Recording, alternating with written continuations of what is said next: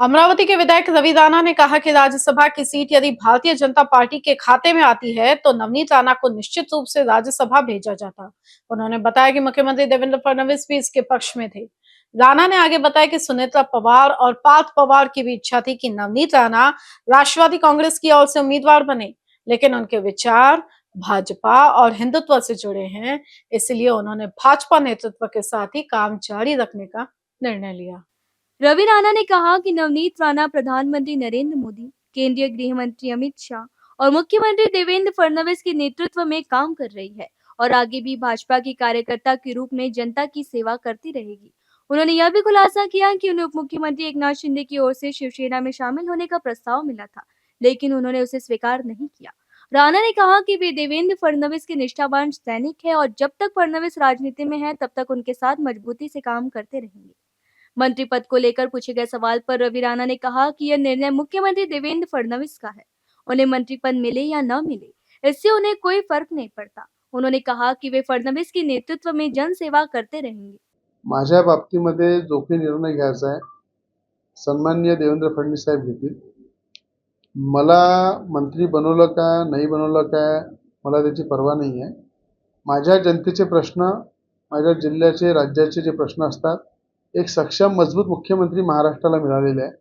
महाराष्ट्राचे मुख्यमंत्री म्हणून देवेंद्र फडणवीस ज्या पद्धतीने जमिनीवर राहून काम करतात, तो शेतकऱ्यांचा प्रश्न असो, आज कर्जमाफीच्या विषयी शेतकऱ्यांसाठी जो शब्द दिला तो त्यांनी पाडला। बँकेचं भलं न करता थेट शेतकऱ्यांचं भलं झालं पाहिजे हा विचार करणारा राज्यामध्ये पहिला मुख्यमंत्री आहे, त्यांचं नाव आहे देवेंद्र फडणवीस, की ज्यांनी शेतकऱ्यांच्या भल्यासाठी शेतकऱ्याची कर्जमाफी झाली पाहिजे असा निर्णय घेतला। आणि मला असं वाटतं की आज राज्यामध्ये एक सक्षम मजबूत मुख्यमंत्री काम करत आहे, त्यांच्या नेतृत्वामध्ये आम्ही काम करत आहे। आमच्या सगळ्या जनतेचे प्रश्न त्या ठिकाणी निकाली निघत आहे आणि विशेष म्हणजे विदर्भाचा आमदार मुख्यमंत्री आहे राज्याचा, याच्यापेक्षा मोठा गर्व काय। विदर्भामध्ये आमदार म्हणून ते निवडून येतात आणि राज्याचे मुख्यमंत्री म्हणून पुन्हा राज्याला न्याय देतात।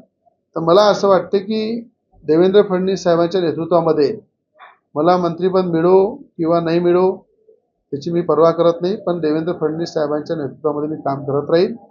अनेक ठिकाणी जनतेची इच्छा असते रवी राणा मंत्री झाले पाहिजे। या जिल्ह्यामध्ये बच्चू कडू मंत्री झाले, यशोमतीताई मंत्री झाल्या, प्रवीण पोटे मंत्री झाले, डॉक्टर बोंडे मंत्री झाले।